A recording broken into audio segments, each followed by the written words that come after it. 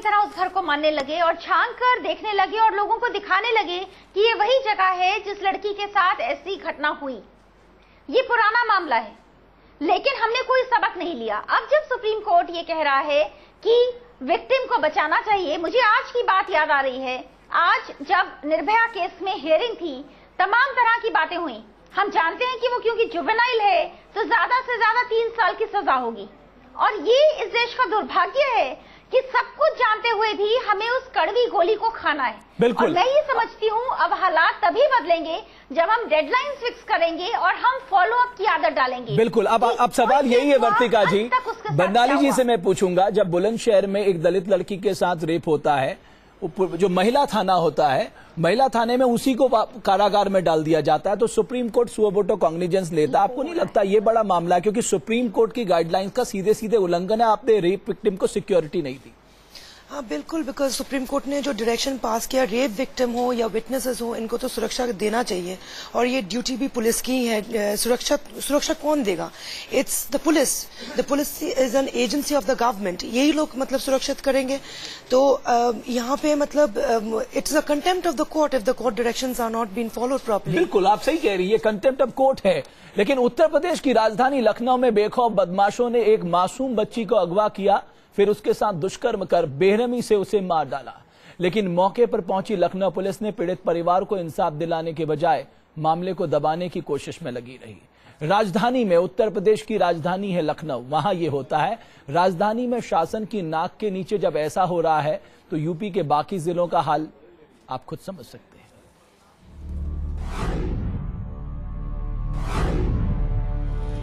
लखनऊ में 4 साल की एक मासूम हैवानों की शिकार बन गई।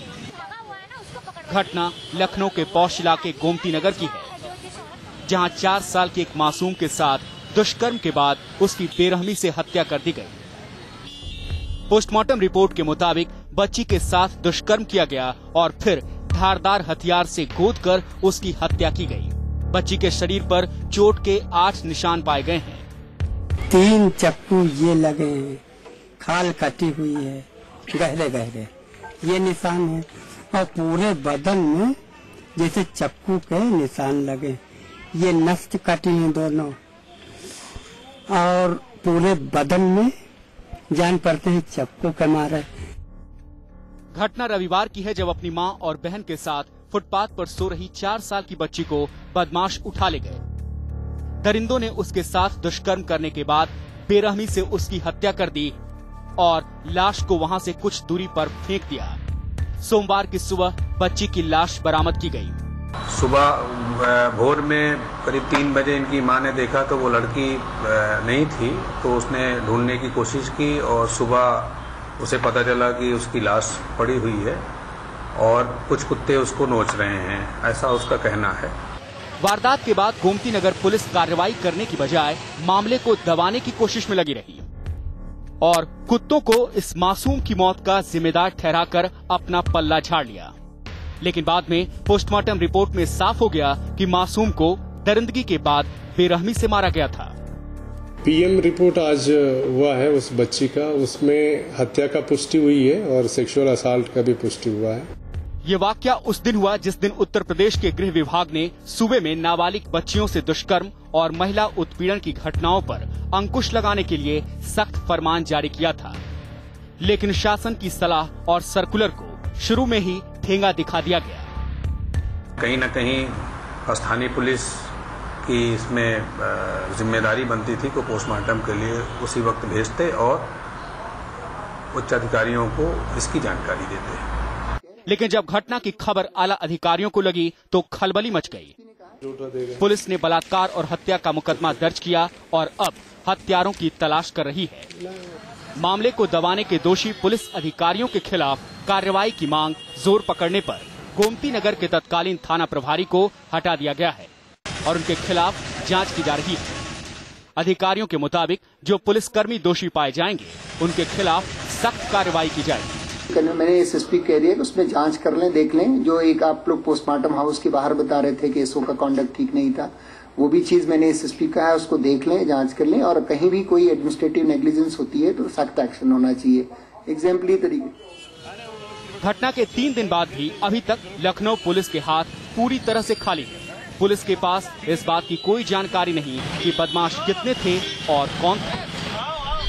अखिलेश सरकार भले ही प्रदेश में मासूमों के साथ बढ़ रहे अपराधों को रोकने के लिए पॉक्सो समेत कई अन्य कानूनों को सख्ती से लागू करने के निर्देश दे रही हो, लेकिन पुलिस इन निर्देशों पर कितनी कड़ाई के साथ कार्रवाई कर रही है, ये राजधानी में इस घटना से साफ जाहिर हो जाता है।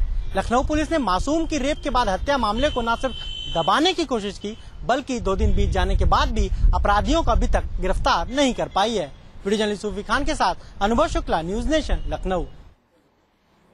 वर्तिका जी, जो व्यवस्था, मौजूदा व्यवस्था, खासकर हमने उत्तर प्रदेश लखनऊ की हमने बात की, वहां अगर ऐसी स्थिति है तो आप अंदाजा लगाइए बाकी जगह क्या होगा। ये क्रिमिनल नेग्लिजेंस है अपने आप में। आप FIR 10 नहीं कर सकते, सुप्रीम कोर्ट ने आपको कहा, आपने सुप्रीम कोर्ट की बात को ठेंगा दिखा दिया। आपकी सरकार ने जो सर्कुलर जारी किया आपने उसको नहीं देखा, उसको आपने ठेंगा दिखा दिया। अब इसमें जांच किस बात की है? तो प्रथम दृष्टया क्रिमिनल नेग्लिजेंस है, आपके खिलाफ भी क्रिमिनल कार्रवाई होनी चाहिए। बिल्कुल होनी चाहिए। पिछले 60 सालों में हमारे देश में 875% क्राइम अगेंस्ट विमेन का जो रेशो है वो बढ़ा है। हर 2 घंटे में कम से कम 1 रेप होता है और हम ये तमाम बातें जानते हैं कि किस तरह से केसेस अभी तक पेंडिंग है। और इसलिए पेंडिंग है क्योंकि व्यवस्था के हाथ में जब कोई अपराध आता है तो तफ्तीश तो बहुत दूर की बात है, वो उस मामले को सीरियसली लेना भी पसंद नहीं करती। इस केस में अगर आप गौर से देखें, उन्होंने मारा और बच्ची को जान से मार दिया अपराध के बाद। क्यों? क्योंकि अब अपराधी ये जानने लगे और महसूस करने लगे हैं कि जिसके साथ आपने कोई भी घटना की है बेहतर है कि आप उसे मार दें। और ऐसा क्यों हो रहा है? क्योंकि अपराधी को ये बात बहुत साफ तौर पर पता लग गई है कि सारा मामला सबूत का है, लेकिन इसके पीछे आप मैनिपुलेट कर सकते हैं। वर्तिका, इसके पीछे पुलिस की मानसिकता ये है, जिस थाने में जितने ज्यादा मामले दर्ज होंगे उस थाने के एसओ के लिए उतनी परेशानियां बढ़ेंगी या उस डिस्ट्रिक्ट के एसपी के लिए उतनी परेशानियां बनेंगी। अब मेंटेलिटी देखिए कि किस तरह की हर जगह है। ये मामला हर जगह है। दिल्ली में भी हर डिस्ट्रिक्ट ये चाहता है कि उसका क्राइम रेट लो रहे और इसीलिए मामले दर्ज नहीं किए जाते। और आखिर में, साल के आखिर में पुलिस बहुत रौब के साथ ये बात कहती है कि कैसे क्राइम का दर कम हुआ। असल मुद्दा ये है कि हम जिस क्राइम की बात कर रहे हैं तो वो क्राइम है जो दर्ज हुआ है। ऐसे हजारों क्राइम हैं जो दर्ज होना तो दूर, जिनकी चर्चा तक नहीं होती। बिल्कुल वर्तिका, आप मेरे साथ बने रहिए। मेरे साथ बरनाली बसर जी भी हैं। बरनाली जी, अब ये 2 केसेस हमने आपको दिखाए कि पुलिस ने किस तरह की भूमिका निभाई। हमने सोचा इस देश में जो जन आंदोलन निकला, लोगों का गुस्सा निकला, एंटी रेप लॉ पारित हुआ और उसके बाद तमाम तरह से सरकारों ने कहा कि नहीं, हम कमिटेड हैं, हम महिलाओं को सुरक्षा देंगे। ये 2 एग्जाम्पल आपको क्या कहते हैं? हमने जरा भी सुधार आया है? देखिए, सुधार लाने की कोशिश तो सब कर ही रहे थे। After the Nirbhaya case government भी थोड़ा प्रोएक्टिव बन गया था। The legal agencies, law authorities, सब कोई थोड़ा सा कोशिश तो दिखा रहे थे। और क्या प्रोएक्टिव बन गए? आपने कहा कि जनता का दबाव है, आप एक ऑर्डिनेंस ले आए, बाद में आपने उसे कानून की शक्ल दे दी। अब आपने एक निर्भया फंड बना दिया 1000 करोड़ रुपए का। आप टोकनिज्म कर रहे हैं। जो व्यवस्था है, सबसे पहले जो रजिस्ट्रेशन से लेके प्रोसिक्यूशन तक है वो पुलिस की जिम्मेदारी है। क्वालिटी ऑफ इन्वेस्टिगेशन पुलिस की जिम्मेदारी है। आपकी पुलिस का रवैया अगर ये है तो कैसे आप इन अपराधों पे रोक लगाएंगे मैम? ये देखिए, ये पुलिस सिस्टम में कंप्लीट रेफॉर्मेशन की जरूरत है। The police system from the ground root level एकदम पूरा उसको चेंज करना बहुत जरूरी है। उनको प्रॉपर्ली एजुकेट करना बहुत जरूरी है from the lower level, because ये हायर अथॉरिटीज को तो कोई अप्रोच करते नहीं है। ये जब हम लोग जाके जब FIR दर्ज करते हैं, दे शुड कम फॉरवर्ड, वो इनकरेज करे। Because as Vartika ji rightly said, यहाँ पे बहुत सारे केसेस ऐसे हैं कि just few of them are reported, few of them FIR दर्ज होती है। अभी भी मेरे सामने बहुत सारे मामले ऐसे हुए हैं कि there are lot of clients who come to me and say that police FIR register करने के लिए तैयार भी नहीं है। दे वांट वहीं पे रफा दफा करना चाहते हैं। एंटी रेप लॉ में ये साफ कर दिया है कि अगर पुलिस FIR रजिस्टर नहीं करेगी उनके खिलाफ भी कार्रवाई होगी, लेकिन इसका भी कोई इम्पैक्ट नहीं दिख रहा है। इसका तो इम्पैक्ट बहुत जल्दी से जल्द देखना चाहिए। ये गवर्नमेंट ही कोई स्टेप्स उठा सकते हैं। And law and order is the state subject. Exactly, it is a state subject and law and order बाद में आता है। फर्स्ट तो पुलिस तो स्टेप ले, उसके बाद से वो कोर्ट में आएगा। बट अगर it's nipped at the budding stage, तो कहाँ पे जाके लोग आम आदमी कहाँ पे जाके कंप्लेन दर्ज करेंगे? सबसे बड़ा बड़ा चैलेंज है। यूपी की राजधानी लखनऊ में एक मासूम को हैवानों ने रेप के बाद मार डाला तो प्रतापगढ़ में दबंगों ने बलात्कार की शिकार लड़की की जुबान काट दी। इन घटनाओं के बाद अब उत्तर प्रदेश सरकार कानून व्यवस्था के मुद्दे पर घिर गई है। इस समय एक और खबर आ रही है कि जो उत्तर प्रदेश का राज्य महिला आयोग है वो दौरा करेगा प्रतापगढ़ का और वहां पर क्या कुछ घटनाक्रम घटा उसकी जानकारी लेगा। 2 दिन पहले ही लखनऊ में दरिंदों ने मां और बहन के साथ सोई 4 साल की मासूम को